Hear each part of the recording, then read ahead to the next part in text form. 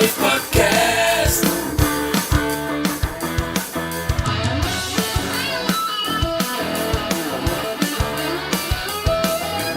Oilers Live Podcast.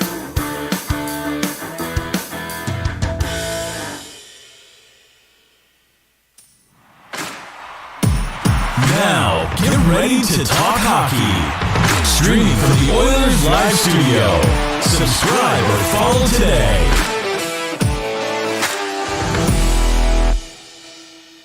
Hey, it's Michael here for another edition of Oilers Live Tuesday. I want to thank everybody for tuning in. Hopefully we've got a guest coming on tonight. We've got potentially Jamey Baskow. I hope I'm saying his name right. He's from the Flyers Nitty Gritty Podcast. We're going to talk a little bit of Flyers hockey. Hey, Name, thanks for joining as usual. Good to see you. So we're going to have a little bit of fun today. Obviously, today was a heavy day in hockey. Some news coming out, of course, around Chicago. I'm not going to focus too much on that today. It's obviously a big topic and one that'll sort itself out. So we're not going to talk a lot about that today. Just want to, acknowledge that it's there. It's, whatever. It's awful and something that kind of hits very, very close to home for me. So if you got a chance, you can go to my Oilers Live Twitter. You can check out the report, the Jenner report for the Blackhawks and all of that there. But we're going to talk some hockey tonight. So if he joins tonight, we've got Jamey Baskow joining, and he is, as I said, the co-host of Flyers Nitty Gritty.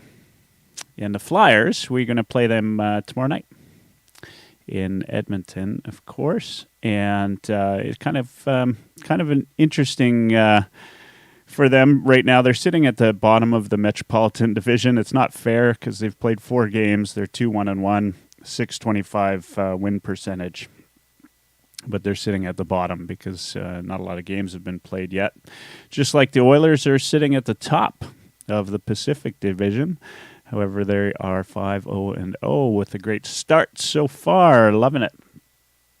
So love the start and love what's going on for the Oilers so far. Lots of good things happening. Obviously, I put out a tweet not that long ago, that said the negative hockey fans are going to have a really hard time with this season if they, if it keeps going on like it is. Some people took offense to that, thinking I'm telling them how to fan. Look, I'm not doing any of that at all right now. If you want to be a negative fan, go ahead, be a negative fan. I could give a damn. I just think, if you are one of those folks that loves being really negative and hates this team, I think it's going to be a tough year for you. You're going to have to try to find new things to complain about. Oilers are looking good. There are areas you can be critical of their play. There is no doubt. In fact, defensively, I would suggest we haven't been great so far. We definitely need some work defensively. And then we'll see goaltending. I mean, it hasn't been an issue yet. Nobody should be surprised that Mike Smith is hurt. I mean, that's kind of the way of it. He's not a young guy anymore. He's going to have some challenges in that regard.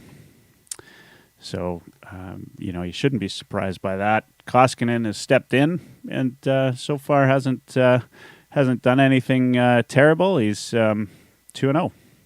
And the Oilers are 5-0, right? And so while you can definitely find areas of improvement and try to enjoy it, in my mind. Hey, if you don't want to enjoy it, don't enjoy it. Who am I? Right? Who am I to say?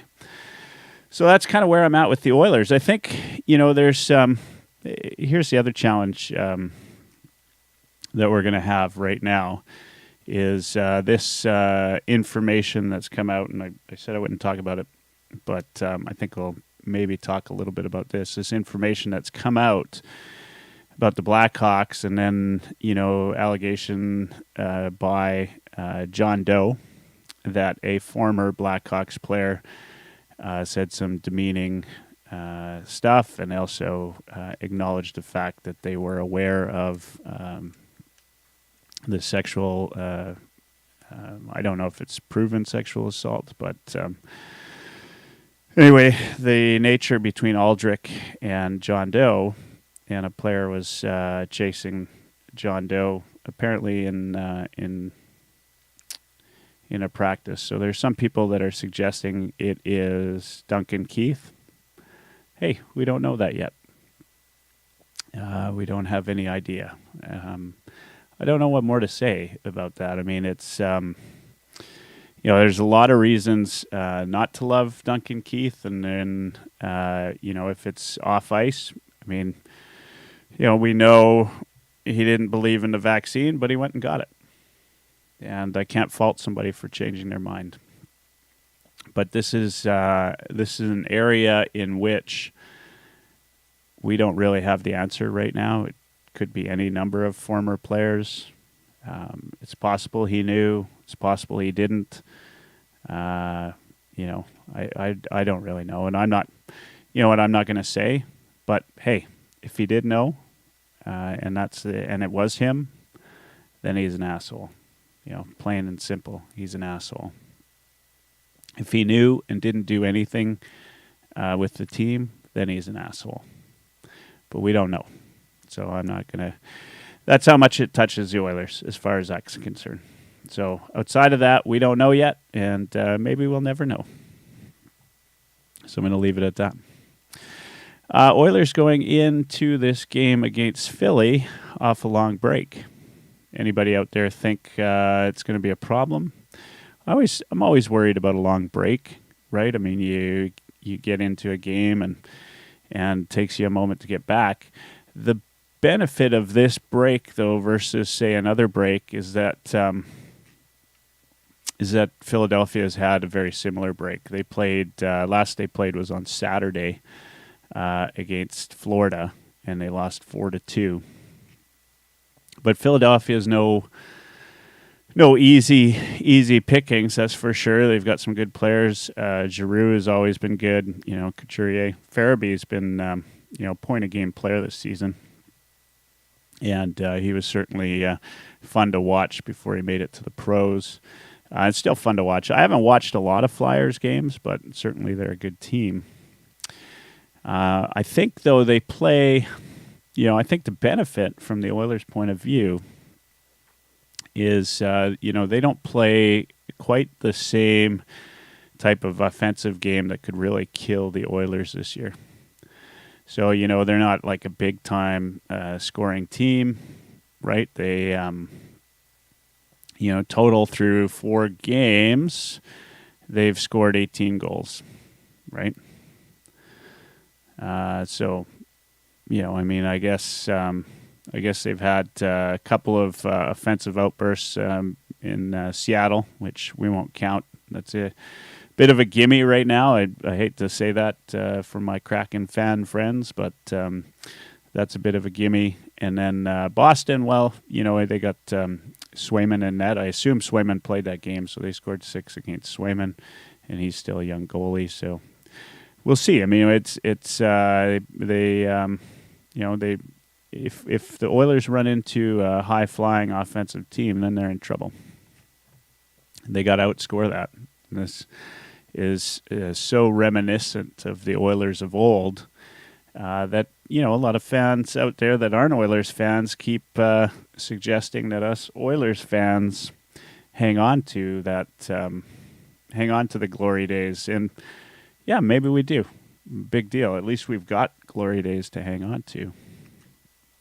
And this is, this is the kind of hockey that we were used to if you grew up during that time. So we'll see. We'll see what happens. I'd love to hear from you if you're on the chat. Let me know your thoughts going into the Philly game. Do you think that the Oilers have what it takes to beat Philly? What's their schedule coming up this week? They've got Philly, and then I just want to let's go through their schedule. They've got Philly tomorrow, then they got another couple nights off, and they play Vancouver in Vancouver on the 30th. So it really sort of a weak schedule this week, and then they play Seattle a couple nights later. I don't know. What do you guys think? Do you think the Oilers could be, 7-8-0? Is that possible?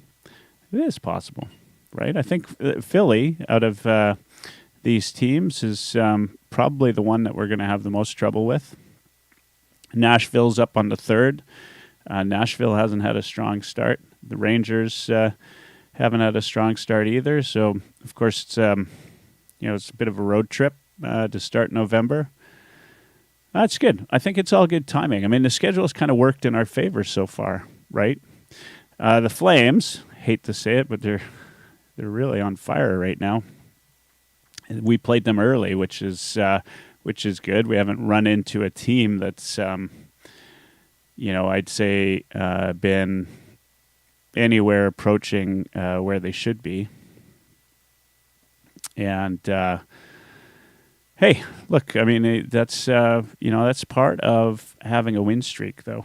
I think there's a lot of folks out there, that hate the Oilers that would say, hey, their season's been easy so far. They say they haven't played anybody difficult, and I'm always of the opinion that a team, in order to be good, in order to be a playoff team, has to win the games that are must-win games, like the games against those easy teams, right? So, if you win half of those games, you're a 500 team. And you got to, that's the kind of thing you got to do, right? And so I think that, the Oilers are doing that. And I think they're going to do that all season long. Like, there's no concern in me that this is a playoff team or to get into the playoffs. And I'm less concerned now than I ever have been that this team has a playoff capability to go further in the playoffs than they have before. I mean, McDavid and Draisaitl just keep getting better. It's hard to believe, but they do. And McDavid's, 5 games into the season and has recorded a multi-point night in every game. And that's a big deal. So he's getting better, but then you go into the depth area of this team and they're scoring goals. Cassian. I mean, we've been complaining about Cassian for the last season and a half. And he's contributing, right? And he's being a bit of a pain in the ass of the other team. That's what you want from him. Maybe it's the fans, right? Everybody said, Cassian needs the fans back. I don't care, right? Reality is this is the kind of team we've been hoping for. We've been hoping for the Fogels of this world for 3-4 years now. Now, we're not saying, and I'm not saying that this team needed a Fogel to be successful, but I am going to say that, we did need, a Fogel to kind of get further down the path. Hey, I've got Jamey Baskow is about to join on audio here. I'll get him set up. And then we're going to talk a little bit about the Flyers. And for those of you that are like me that don't get every moment to sit and chat or sit and watch Flyers hockey, let's hope Jamey can fill us in and maybe we'll get a few chirps in. Who knows? But we're going to have some fun. Hey, Jamey, are you there? Yeah, I'm here. Can you see me? I can't see you yet, but once you do, I'll put you on the big screen. There we go. There you are. Awesome. Yeah. All right. Good to have you, Jamey. Thank you. Great to be on. I appreciate you inviting me on for your dedicated following. You guys do a greek job, week in, week out, and thanks a lot for having me on. Yeah, I really appreciate it. Look, you know what? I know Flyers fans are a passionate bunch. Well, let's just put it out there. Philadelphia is a passionate city, right? Yeah. Yeah. Yeah. In fact, I mean, it's well known that you don't want to go to Philadelphia sporting another team's jersey or uniform, right? I mean, it's it's not the smartest thing in the world. Depends on what team. Edmonton would be okay, actually. Oh yeah, well, that's good. Yeah, I think you'd be all right because there's hockey fans. Philadelphia loves hockey fans, and I think that if you actually went with an Edmonton jersey, you'd be all right. Now, if you went with a Penguins jersey, or say you went with a New York Islanders jersey, or the New Jersey Devils, a deep down rival for the Flyers. Maybe not so much, but I think an Oilers jersey would be all right because, of course, Carter Hart's from, around that, area, around the Edmonton area and stuff. So I think that they would be Edmonton would be okay. Awesome. Well, I don't think there's anything wrong with as long as it stays all above board and I mean, it's nothing wrong with being a passionate fan base.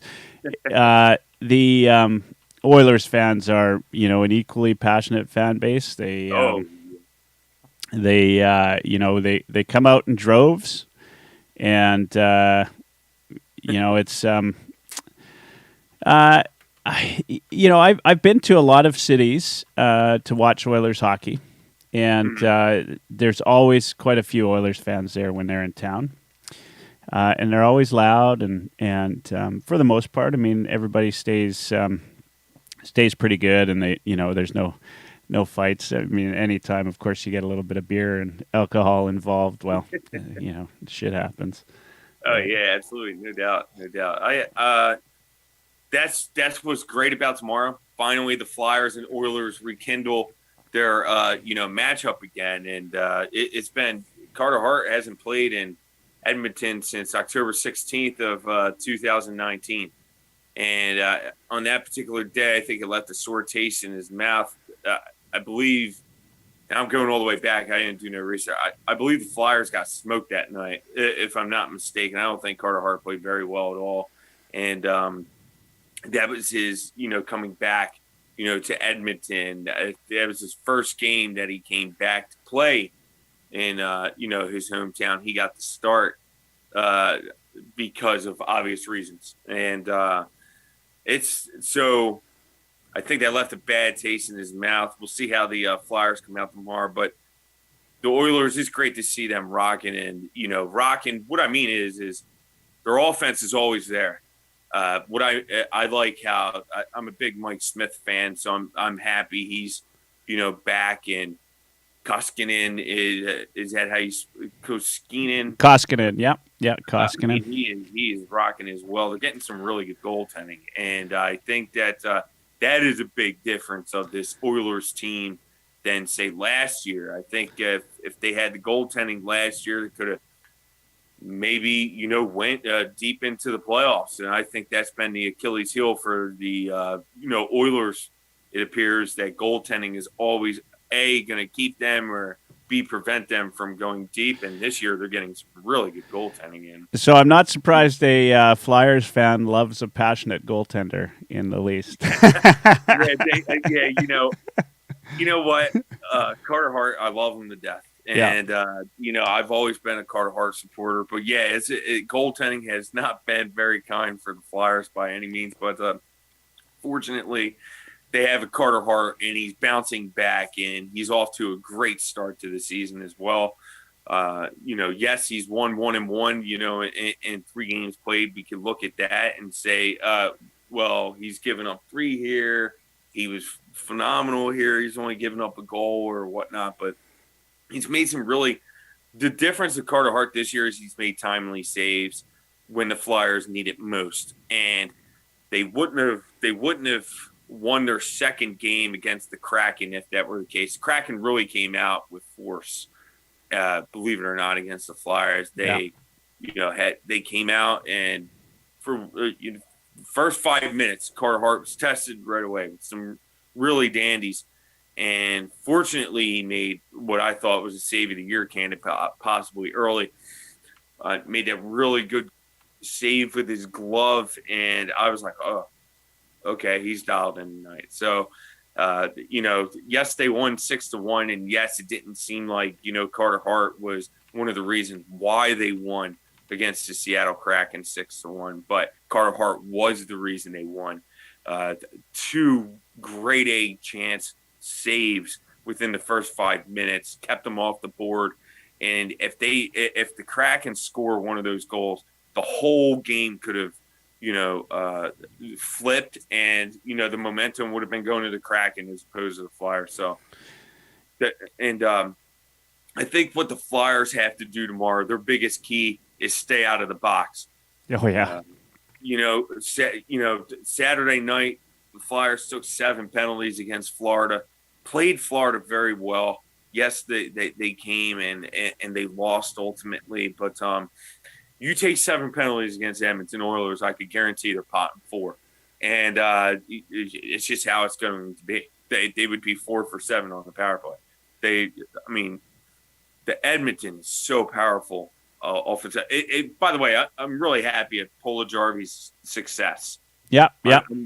I'm really happy. I think he's 3rd on the team in scoring for the Oilers, and I'm really happy by that because when he wasn't excelling, with Edmonton, and there was some, I don't know if it's bad blood or animosity or whatever, what was going on and stuff. I saw that, Puljujärvi's really having a good year again for Edmonton. I'm really happy for him. I was a big fan of Jesse, when he was originally drafted. So I'm really happy at his success that he's had.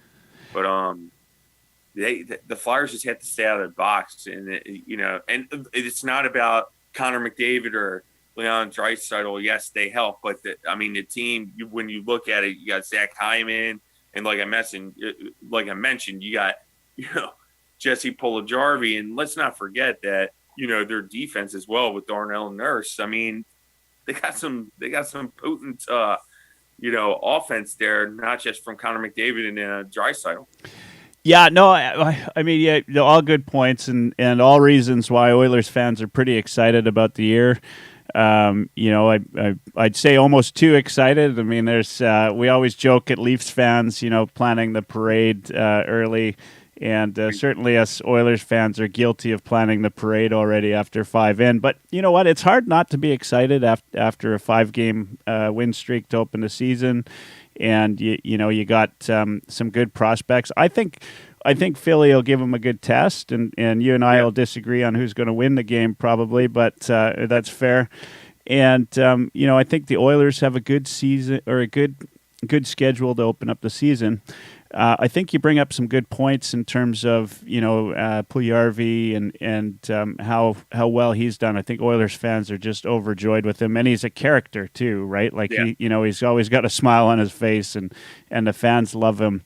Hyman's been just outstanding in terms of being a player for this team and how he bumps and grinds. A lot like the kind of player I think Flyers fans would love, right? And so that's good. I think, though, I'd like to kind of get your feel. Like when I look up and down the Flyers lineup, I mean, Joel Farabee is leading the team, right? And he's got 6. But there's nobody that's really running away with, the points per game thing. It looks pretty evenly dispersed. I mean, this team, to me, when I look up and down the lineup, I mean, it is a pretty even dispersed team. You got Lindblom and Van Riemsdyk on the, third line, centered by Lawton. To me, right, this is a team that, can do some damage on at least the top 3. Right, and you got some big guys, on the bottom line. I think that's pretty good. I mean, are you how do you feel about this season? It's early on, right? And so 2-1-1. I mean, that's not a bad start, right? Most fans, other than in the Metro right now, it's like nobody's losing. Nobody's under 500 in the Metro right now. So that's just it. Is that the division is so tough, and when you're looking at it, can the Flyers who would they beat out? And yes, they are off to a great start. To me, they're off to a great start for the season. If you're a Flyers fan, you have to love the start. And there's a few reasons why. Special teams is one. Their power play is far better this year than it was in years past. They were 4 for 11 with their first 4 games for, at 36.3%. Their penalty kill has only allowed, 4 goals. So when you're looking at the penalty kill, they are 13 of 17 for an 81.3%, which when you look at it, it's like, okay, 4 goals. That is phenomenal for Flyers fans. Their penalty kill was the Achilles heel last year, and so was their power play. It's been dreadful. So on those two particular areas, I'm like, oh, okay. Then they increased their goal totals from last year. Last year, they finished the season with 3.75 goals per game average. This year, I know it's only 4 games, but they're at a 4.5 goals per game average. So I'm looking at that. Somehow they increased it 0.75 with the new additions. But you mentioned Van Riem's, it's funny. He's a streaky goal scorer, and most goal scorers are.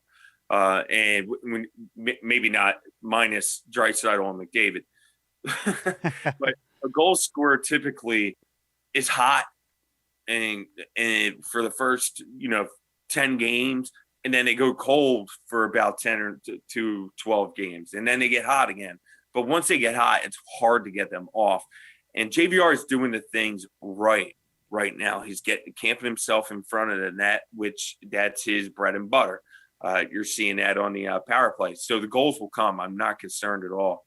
My thing is tomorrow in particular, I see the Flyers losing 5-2 or 5-3, I should say 5-3. And one of the reasons why I think Ryan Ellis is out again. And to be honest, that is a really big loss for the Flyers. And I'm not giving injuries no excuse saying, oh, if the Flyers had Ryan Ellis, they would win. But going in to this particular game, it's not good. Ryan Ellis has already had 4 points in 3 games played. He's off to a really good start to the season. He's missed Saturday's game against the Florida Panthers. He just seems to settle down Ivan Provorov. And minus Ellis, they've had to intermix using Justin Braun, as the top pairing with Ivan Provorov. He's played out of position because he's not a top pairing defenseman. And this is what happens when your top defenseman goes down. They're trying to keep Sanheim and Ristolainen together as much as possible from what I see. And, I think that Justin Braun suits, Keith Yandle well. But, of course, due to the loss of Ryan Ellis, Nick Seeler will be playing with Keith Yandle. And Yandle's off to a good start. But the problem with Yandle is that he'll give you offensively, which he has for the Flyers. He's given them 5 assists, for the year. But his coverage, his zone coverage is he'll blow coverages, bad coverages, and leave players wide open, which he's responsible for.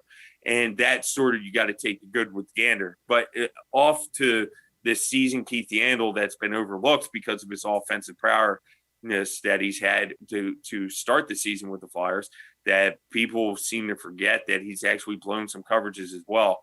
But it is what it is. They just have to, again, got some players playing out of position right now. So can't really say, hey, hone in on one particular gentleman and say, what's going on here. But Ryan Ellis is a big loss. And I think even with Ryan Ellis, for some reason, this Edmonton team is just a buzzsaw right now. And I don't think there's many teams in the NHL that could go pound for pound with the Edmonton Oilers. When you're getting the goaltending that they've got coupled with, Connor McDavid, who's just, scoring over a game, a goal over per game played.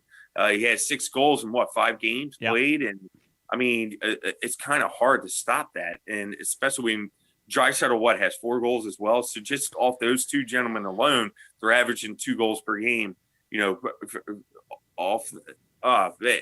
just loaded, and there's very little room for error. And I think that Carter Hart will do his fair share to try to keep this game close, and I think he's going to do well.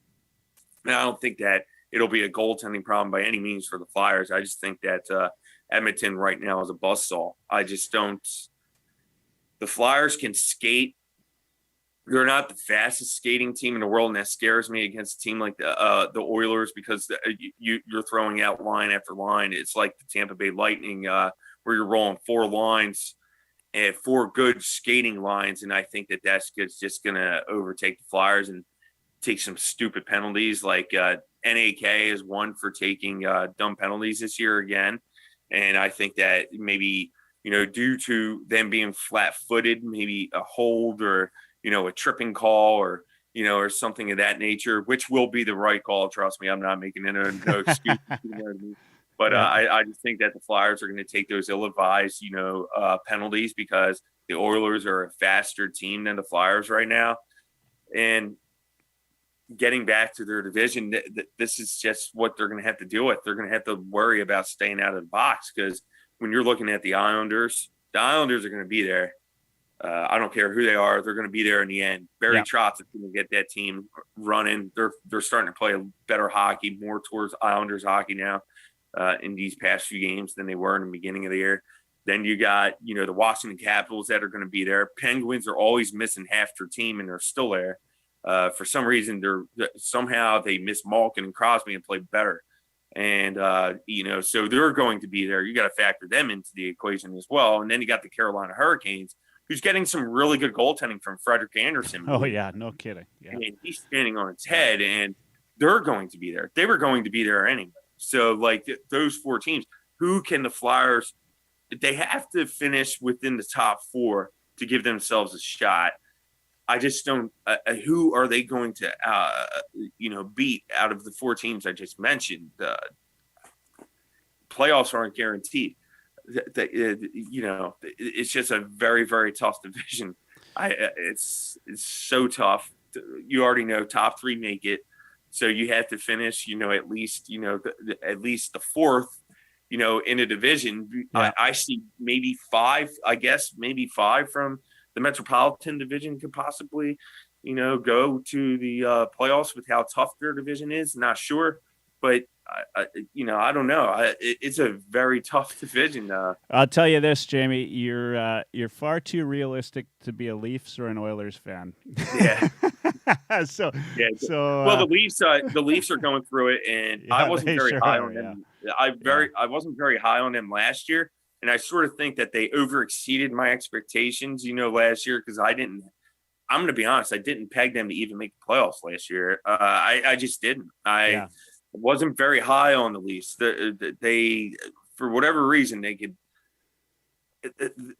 got goal scorers over there that are very inconsistent, and they just can't put the whole package together. The defense has always held them back. I just wasn't very high on the Toronto Maple Leafs. Actually, I was much higher on them going into this year, so I'm sort of surprised on how now it's early, but it's I'm still early. surprised on how rough they've been, and I guess maybe Frederik Andersen was on the surface a little better than what Anderson and Hyman, who you're going to see tomorrow night. But I think that Kyle Dubas is on the hot seat. I thought he was even last year. I was surprised back this year. I thought that because Toronto is one of those cities, much like Philadelphia. They want you to succeed, and if you don't, they expect greatness from you. And whether you're a player or whether you're a top brass or what, you lose, you're going to be ousted. And I thought that would have been, Kyle Dubas, even though they made the playoffs. I just don't see the Leaf fans and the Leafs in general, like year after year, losing first round and out. I just, at some point that with the amount of money that they're paying, some of those gentlemen over there, that some fans would stand up and say, hey, it's time to move on, or move some of the dead weight. Yeah. So Kyle Dubas, if I'm Kyle Dubas, and I like Kyle, he's a nice guy too. Met him numerous times, and it has nothing to do with that. It's just when you're in a city to where you're expected to perform and you don't, sort of goes with the trade, Yeah. Yeah, so let's talk some Flyers hockey, because I think most of the people tuning in, they're probably like me. I mean, we don't get a chance to watch too much Flyers hockey, right? I mean, we all try to keep up as much as we can, but it's impossible to watch every team. So you kind of get your get your goods from the people that get a chance. There's a couple things I want to know from you before you leave me tonight. One thing is I'm going to ask you a little bit later. But before I forget, I'm going to ask you what it's like to go watch a game at Wells Fargo, because I bet you it's a lot of fun. But right now, kind of what I'm interested in is, if I'm an Oilers fan, or rather, if I'm a hockey fan and I'm watching the Flyers tomorrow night, outside of Carter Hart, because I think a lot of Edmonton area folks are going to be watching Carter Hart. Who's the guy we should be watching, and why? The captain, Claude Giroux. I mean, if he played in any other city, I can tell you right now, he'd have a street named after him. He'd have a building named after him. They would have. I tell you, he'd be given the keys to the city. I just can't believe the. And I love Flyers fans a lot and stuff. And it's not just Flyer fans. I think fans throughout the NHL seem to forget on how great Claude Giroux actually is. And Claude Giroux is a phenomenal player. The Flyers would not be where they are without Claude Giroux by any means. So first off, if I'm an Oilers fan, I'm looking for the captain. He's off to a great start to the season. He has, 3 goals or 2 goals or something of that nature. He's averaging, he has 4 points himself. So he's off to a great start to the season as well. He sits 22 points from overtaking Bill Barber for second place all time at Flyers 16 points. Yeah. He also is 5 power play points away from overtaking Bob Clark for the most power play points in Flyers history as well. So he is arguably, possibly, he will be the second best player to ever lace his skates up for this organization. So if I'm looking for, I'm telling you, Claude is determined this year. When you're looking at him, he's fast. And I tell you, he is pissed off. And when a player took a run at Claude, Nate Thompson came in and beat the living daylights out of him. That's the difference between the Flyers this year and what they were last year. You're going to just take a run at the captain. You're going to take a run at their greatness. That's it. Okay, well, then you're going to have to pay the price, whether it's going to be, Nate Thompson, whether it's going to be Nick Seeler, whether it's going to be Rasmus Ristolainen, even whether it's going to be NAK. You're somewhere down the line, you're going to pay the price for taking a run at Claude Giroux. Yeah. And I just think that if he was in Edmonton, I could tell you the entire city would be named after him right now. There is no doubt in my mind that Claude Giroux would have this city would not be called the Edmonton. It would be Giroux, Alberta. Yeah. I am a freaking good player. I'm a big Giroux fan. He doesn't get the credit that he deserves for playing with this organization. So if I'm an Oilers fan, I haven't seen him in 2 years because of the pandemic. Yeah. Like you mentioned, we can mention Carter Hart. We can mention a shoot first mentality player in Cam Atkinson because he's got wheels too. Yeah. Well, Claude Giroux is skating. I'm telling you, he is skating like he was in 2011. And, age is not, done. Age hasn't been a problem for Claude Giroux. He seems to be he ages like a fine wine. He's just getting better with age. And it's kind of weird saying that, but it's true. Last year he had a solid season. In 56 games played, he put up 45 to 48 points. Offhand, I forget. Yeah. But on pace this year, in just 4 games, he has 4 points. So he's averaging a point per game. He's doing everything in his power to have this team win, and they don't have to rely on Claude Giroux anymore like they did in years past. Yeah, I think I'm glad you brought him up because you get kind of caught in your conferences, right? And we see the Flyers a couple times a year, when it's not pandemic. And so you might notice 1 or 2 players. Claude Giroux is a player, but you don't know much about him. But you look at this guy, and he's played, I don't know how many seasons, but I'm looking at his stats here. It looks like he's played, I don't know. I'm not going to count him. He's been playing since 2007, so that's 14 seasons. And he's close to 1,000 games, and he's still almost at a point per game player. And that's phenomenal. I mean, typically some guys regress as they get through, and they'll fall back a little bit. He's not at a point per game, but damn close. And I remember seeing a stat. It's probably goes back 4 or 5 years ago that during that 2007-8 for about the first 10 seasons, he was like third or fourth in overall points from all the players that have played then. And he just kind of silently did that year over year over year. And no offense to Philadelphia, but they've not wowed anybody in any of the last 10 15 years. There's not been a season. And so for a guy like that, I mean, and not just that, but I love watching a guy do that and do it for the same team year over year. Yeah. That's like a warrior type of mentality. It is, and he doesn't play like, he plays a strong game, right? Like he's no pushover. I love it. He's just the kind of player that I think you're 100% right. If we saw him in Western Canada more often, we'd definitely be talking about him more often.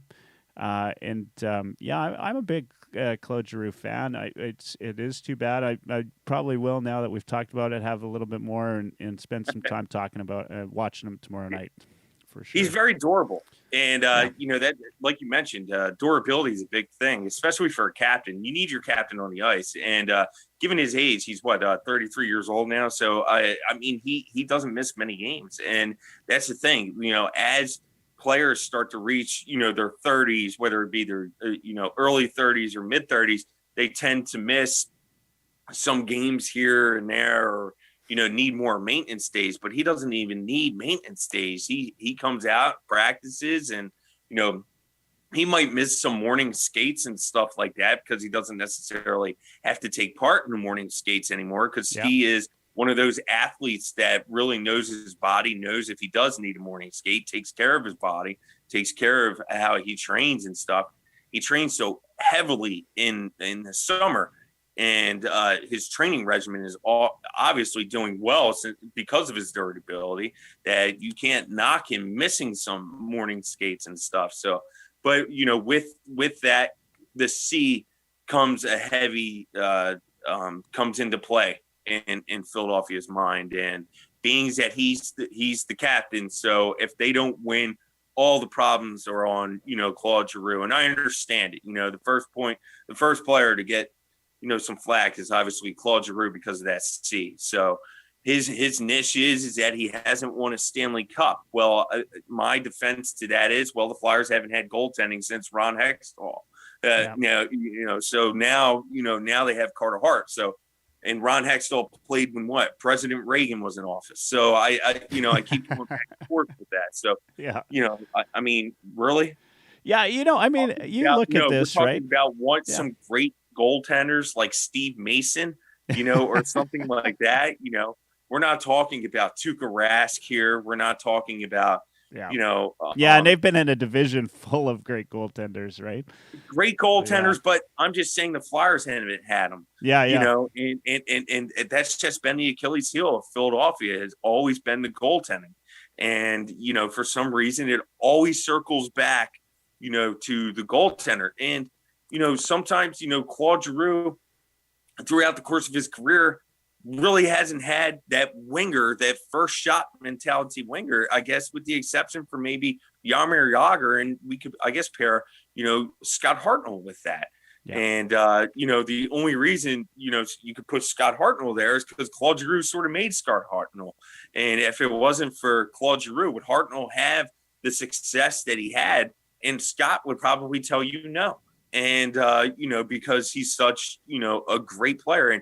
And what I like about Claude is that he's remained best friends with Wayne Simmons, and because those two were very, very close with Voracek as well, you could throw in there. And those three right there were inseparable.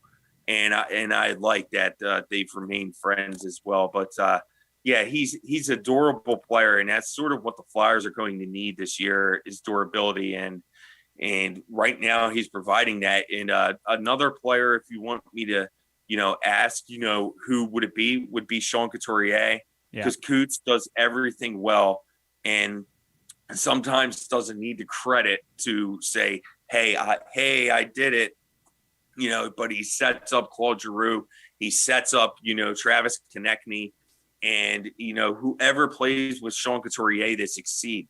And to me, that's underrated. He's very underrated, for the player that he is. Maybe not in Canada, but in the United States side of the puck, you won't hear, if you go into another city, say Boston, you won't hear, hey, Sean Couturier. The first players that pop into mind, would be Claude Giroux or Carter Hart, or like you mentioned earlier, even Joel Farabee now is starting to absolutely, a household name, for the Flyers. But, sometimes Sean Couturier is forgotten, or, people know Oscar Lindblom because of his situation, absolutely. And stuff like that is an unfortunate situation. And the hockey world came together. What a great, that's the greatness. I know what's going on right now in the hockey world isn't so kind, but what I do, I try to not forego what's going on, because what happened was horrible with the Blackhawks organization. But I like to look at how the hockey world treated Oscar Lindblom and the Philadelphia Flyers. Each city gave him standing ovations, really came out and supported him well. Each city. The Pittsburgh Penguins honored him at the game, before, and that's a huge rival. That was in Pittsburgh. The city of Pittsburgh honored, Oscar Lindblom. So the hockey world really comes together in a time of need. Yeah, it's important to celebrate those good moments for sure. Even Oscar Lindblom is a household name, and people wouldn't forget about Sean Couturier. And again, he is a player that, if he was maybe in another city, he would have a street named after him because of all he does. And when he came down with that serious injury last year and he missed 11 to 12 games right off the bat, I told, Flyers fans on my handle, on my Twitter page, and I did, an article or two about this. I said the Flyers are going to really suffer from the loss of Sean Couturier. And I took flack for that from some people. And some people were like, well, you got to overcome injuries. And I said, yes, that's true, but some injuries are much easier to overcome. Absolutely. The problem is that Sean Couturier plays in every facet of the game. He power play, no problem, coach. Put me in. Penalty kill, no problem, coach. Put me in. I'll play all 2 minutes if you want. And he hates coming off the ice. And 5-on-5, that's his niche. Sean Couturier is going to be there. He protects the puck so well. When he's not the fastest skater by any means, but I'll tell you this, he's one of the toughest players to take that puck off of. Yeah. It's very hard to strip Sean Couturier one-on-one. It's if you do keep the puck and take it with you, because it doesn't happen very often. So, but he's a hell of a player. I'm happy that he's in orange and black for sure. But he would be a player that I would keep my eyes on. Yeah. And the reason is because of what I just mentioned. I don't think Edmonton fans may well remember Sean Couturier, but hockey fans sometimes forget that Coots, the power that Coots has on this team, he is very influential. Without Sean Couturier, I can't tell you on how difficult of a piece that would be tough for the Flyers. Just look at last season, because last season I think they were 4-8 without Sean Couturier last year, and it went as I mentioned. Kevin Hayes had to step up and play the 2C role. At that particular time with Sean Couturier, you had to move Claude Giroux back to center at times, the 2C would be Kevin Hayes. And I'm sorry, but Kevin Hayes is great. Don't give me I like Kevin Hayes and, stuff like that, but he's not a Sean Couturier. There aren't many players that could just come in and play, and give you what Sean Couturier can. Yeah. So you mentioned a guy earlier that you didn't seem too fond of, and I'd like to get your take on him. It's Provorov. Obviously, he, what is it now? A couple of seasons ago, he signed a pretty big, healthy contract. A couple seasons into the league. You sort of suggested that maybe he should be a little bit further down in the defensive depth. What's your thought on him? I mean, is this a guy that's becoming a bit of a boat anchor with that contract, or is there still a lot of, good, solid offensive skill in him? I mean, he's put up pretty decent numbers offensively as a D-man. I mean, what should we be looking for?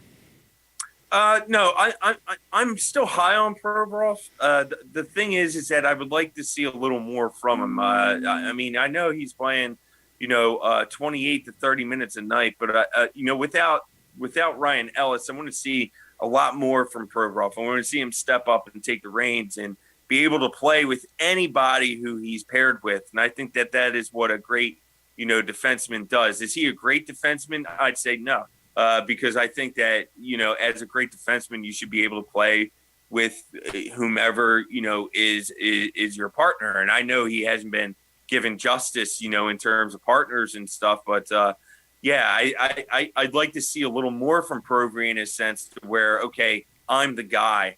I don't necessarily need Matt Niskanen. I don't need Ryan Ellis to show you how good I am.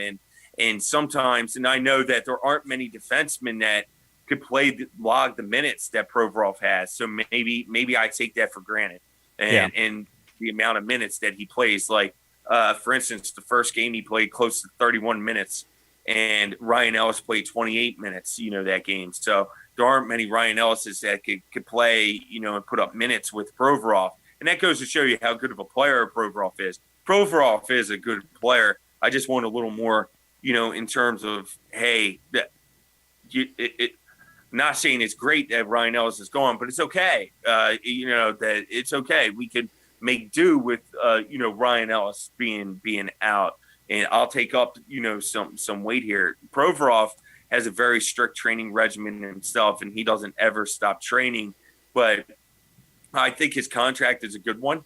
I'm still high on that contract. Yeah. I think he's a good player, but I'd like to see a little more and say, hey, I want him to take the next step to become a great defenseman. You're looking at, for instance, when you look at the Pittsburgh Penguins and you're looking at John Marino and even Matheson playing, really good hockey. I want to see, maybe, Provorov can play up to their level. But I want to see Provorov become a great defenseman, and to become a great defenseman, sometimes it's okay to miss Ryan Ellis. And I just think it's a huge loss for Ryan Ellis to be out tomorrow. And I don't know if, I don't know Justin Braun. I don't know if he could put up the minutes that Ryan Ellis can. And that's the problem I think the Flyers are faced with. I don't see another defenseman, maybe with the exception for Travis Sanheim. What I would do if I were AV, I'd possibly skip it, moving Travis Sanheim up and pair him with Ivan Provorov, because Sanheim might be able to play, some minutes there that Provy can give. And I think that's one of the problems when Ryan Ellis goes out, who can take over the minutes. And I only see one defenseman that could possibly do that, and that would be Travis Sanheim. The Flyers think the world of Travis Sanheim to play close to the top pairing minutes last game and putting him on the ice after, Provorov there. So I don't know. But missing Ryan Ellis hurts. But I want to see Provorov take that next step to become a great defenseman. And thus far, I haven't seen it, to be honest. Yeah. Now, minutes are there. That he has all the tools to be there. And I know it's in year 5 or 6 of his development.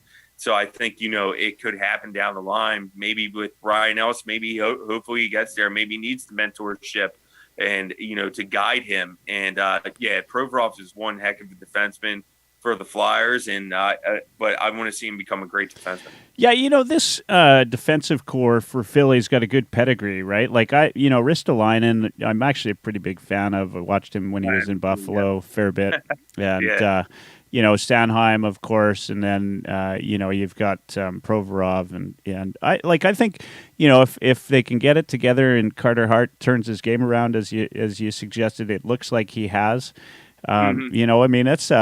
That's a team that has the opportunity to put up some points, balanced points, right? Like you guys have a chance and really make a dent. Obviously, as you mentioned, the division's a tough one, so you got to beat the teams that you got to beat. I was talking about that before you joined. I mean, Oilers are 5-0, not because they might have been an easy schedule, and people will point to that, but the fact is if you don't win those games. Right? If you don't beat the Kraken of this world or the teams that you're supposed to win against, then you're in trouble, and that's when you don't make the playoffs. And that's when you start, lamenting at the end of the season that, if we'd only beat Anaheim, right, then we'd be in the playoffs today.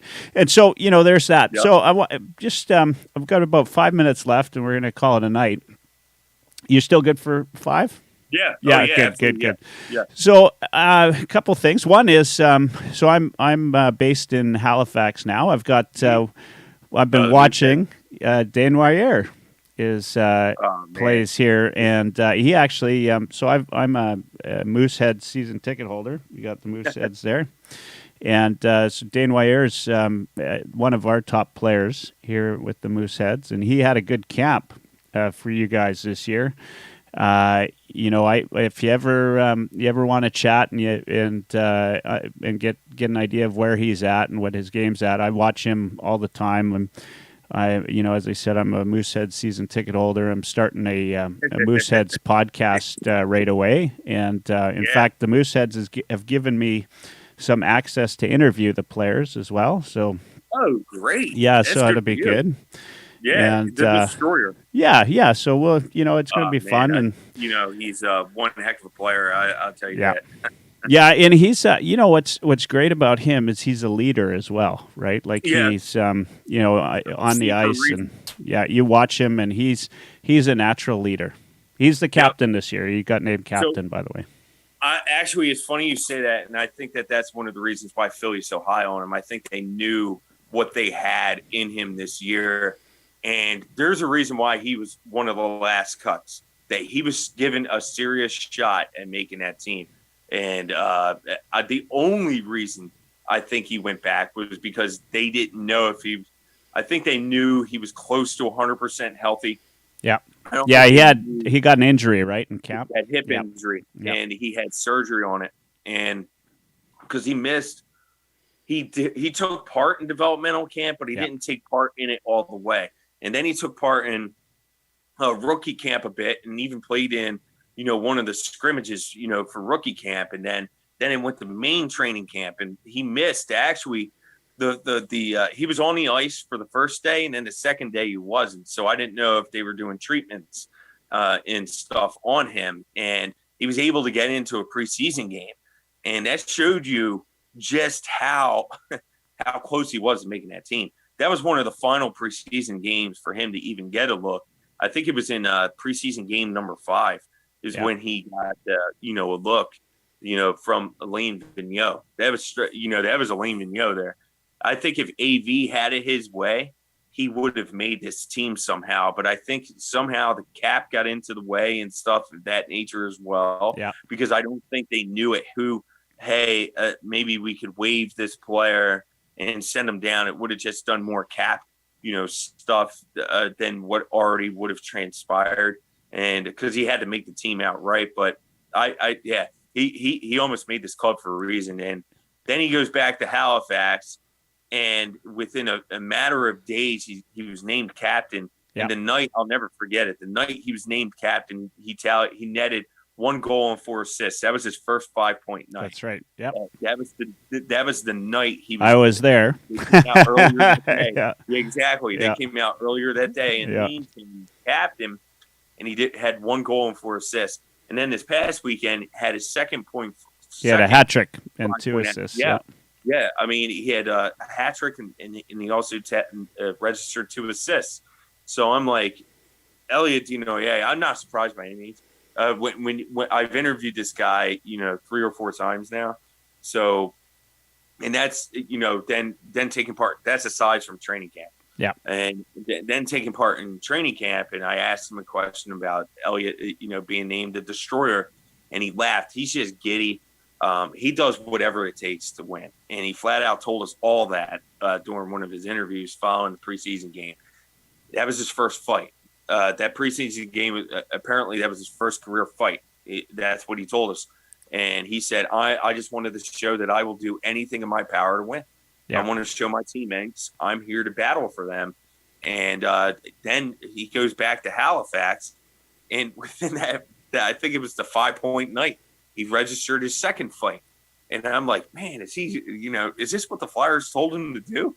To become a tough guy or something, but become skilled. But the difference is with him is skating. and you're seeing a guy that maybe isn't the greatest skater, but he's an effective skater. Yeah. And I asked him also about Zachary Elgaru and what it means to play with him. And now he was coming into his sophomore season, for Halifax. This is what, his third year for Halifax, right? Yep. So it'd be his junior season. What does it mean to play with Zachary Elgaru? And he said he's a great player, and he was looking forward to coming back to Halifax because he wanted to play with Zach again. And well, the two of them are best friends. Man, and they're inseparable. Magic out there, and watching those two and whoever they're paired with, they just seem to that whole line. Bobby Orr at the. There's a Bobby Orr on Halifax right now. And there's also a McKinnon, and there's a Crosby. So we've got Orr, McKinnon, and Crosby. To be honest with you, I'm not surprised by the success that Elliott has done it. And to me, that goes with a few things. It goes with how much do you want it? He wants it. You could tell. And to me, skating at this point, that in junior hockey, you're looking at point totals, and there's a lot of players putting up point totals. How do you separate players? And skating is one of them. Like there's ladders for different reasons. You start out at junior, and then you go to the AHL, and then you go to the NHL, and there's different ladders for reasons. And you're looking, okay, can he effectively skate at the? Right now, Elliott could skate at the AHL level. There's no doubt in my mind when I watch him play for Halifax. So that separates him from these other prospects alone, just off skating there. And then his build, when you're looking at him, putting on, is he getting bigger and stronger? And he is. You could just look at him this year. He isn't as lanky as he was, last year. He's added some muscle, even with, his hip surgery. I'm just very impressed with him. And when you're looking at that, and to me, I see another, I'm going to be honest here. I see with the way he's acting, with how much he wants it, this is possibly another Joel Farabee situation to where, and I'm not comparing him to Joel Farabee. I just see similarities with how much these two want it. And you don't find many players like that right away that has the niche to want it. And you're looking at him, he's chomping at the bit here. He's going to do everything in power to succeed. And I'm not saying that he could go and make the Flyers next year, because he very well may. He was given that long look for a reason, and he is making good on that long look. And I bet you that Brent Flair and Chuck Fletcher are very happy with Elliott. That I could tell you right now that at least one of them was surprised at how well he did given his injury. And AV is head over heels for this guy. Because he'll play in every facet of the game, and that's what AV wants. He wants people to think defensive minded first, and that's sort of what Elliott does. He has the skill offensively, but he's playing an effective two-way game, and he's a leader out there on both sides of the ice. It's crazy. He scored that shorty this past weekend, and it was a beauty. I'm like, you're seeing Cam Atkinson tally the fastest shorthanded goal for the Flyers. It took 52 games for them to score a shorthanded goal last year. And it took 4 games for the Flyers to score a shorthanded goal. Yep. And here on the same night, you see Elliott Desnoyers put this nifty move between the wickets. And I was like, wow, okay. So it was sort of nice. Good night for you. Well, we've pretty much run out of time. I want to thank you, Jamey, for joining me tonight. I'm looking forward to the game tomorrow night. Yeah, thanks a lot. Yeah, looking at the Flyers, of course, as a team we don't get a chance to see. No. I'll be, of course, cheering for my guys, and I hope you left sad at the end of tomorrow. I'd say that to most of my guests pregame. Yeah. What, Flyers fans, I'll tell you, Flyers fans are the best. Oilers fans, I'm sure, Oilers fans are great. Oilers fans are the best as well, but I just love all the support that Flyer fans have given me in particular. Oh, you guys are great. I just can't believe that how well Flyers fans have received me over the course of the past 5, 6, 7 years. So you know what? It's been a lot of fun. I'm not surprised. Yeah. You're a character. I can tell just talking to you. Yeah, You're a good guy.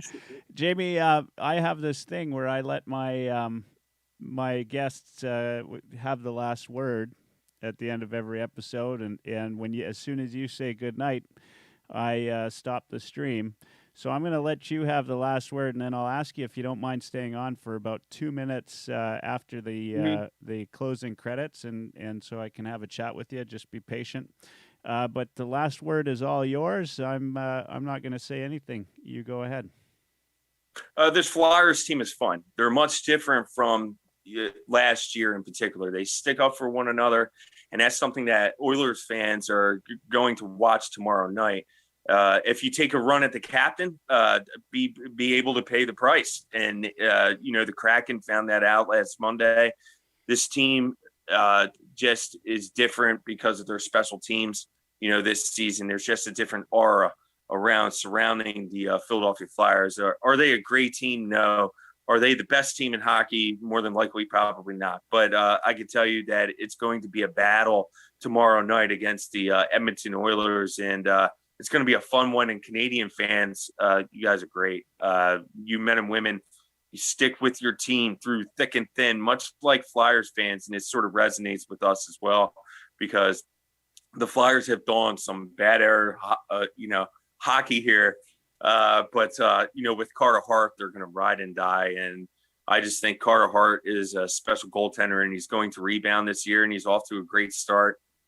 Already he's 1-1-1, on this season, but the numbers don't do him justice. He has a 2.64 GAA with a .914 save percentage. But Carter Hart is going to do well tomorrow, and let's hope the Flyers get a W. Good night.